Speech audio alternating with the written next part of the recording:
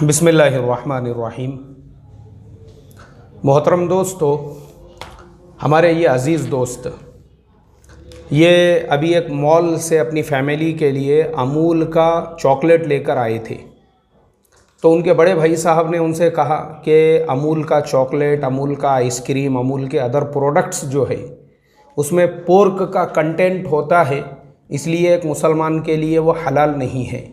تو وہ فوراً میرے پاس میں آئے مسئلہ پوچھنے کے لیے۔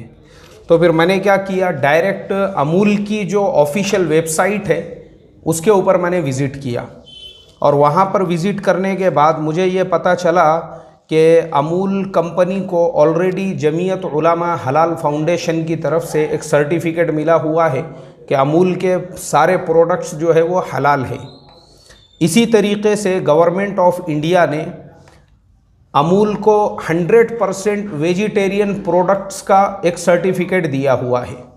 تو اب یہ دو سرٹیفکیٹ ایک مسلمان کے لیے اطمینان کے لیے کافی ہے کہ امول کا ہر جو پروڈکٹ ہے وہ ایک مسلمان کے لیے حلال ہے، جائز ہے۔ اب آپ تمام سے میری یہ درخواست ہے، بغیر تحقیق کے افواہوں پر دھیان نہ دیتے ہوئے ہم خود اپنے دل کے مفتی نہ بنیں۔ مسلمانوں کے جہالت اور ان پڑھ پن کی وجہ سے بہت ساری ایسی باتیں اور بہت سی ایسی چیزیں ہیں جن کو دل سے مسلمانوں نے حرام قرار دے دیا ہوا ہے اور اس کی کوئی تحقیق نہیں ہے۔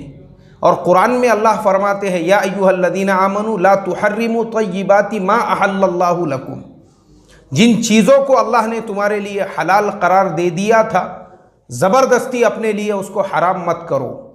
امول ہمارے بھارت دیش کی ایک بہت پرانی کمپنی ہے، اور امول ہی وہ کمپنی ہے جو آج دنیا بھر کے اندر اپنا پروڈکٹس جو ہے وہ پہنچاتی ہے، جس سے ہمارے بھارت دیش کا نام بڑا ہوتا ہے، روشن ہوتا ہے۔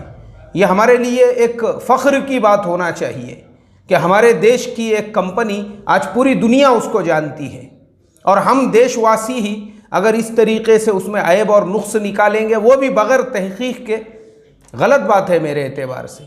تو اس لیے جب جمعیت علماء ہند نے، اس کے حلال فاؤنڈیشن نے امول کو حلال کا سرٹیفکیٹ دیا ہوا ہے، اور گورنمنٹ آف انڈیا نے اس کو 100% پیور ویجیٹیرین کا سرٹیفکیٹ دے دیا ہوا ہے، تو امول ہمارے لیے بالکل حلال ہے، جائز ہے۔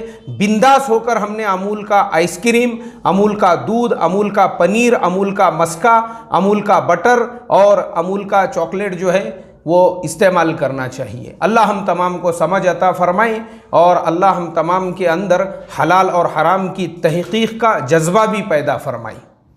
السلام علیکم ورحمۃ اللہ وبرکاتہ۔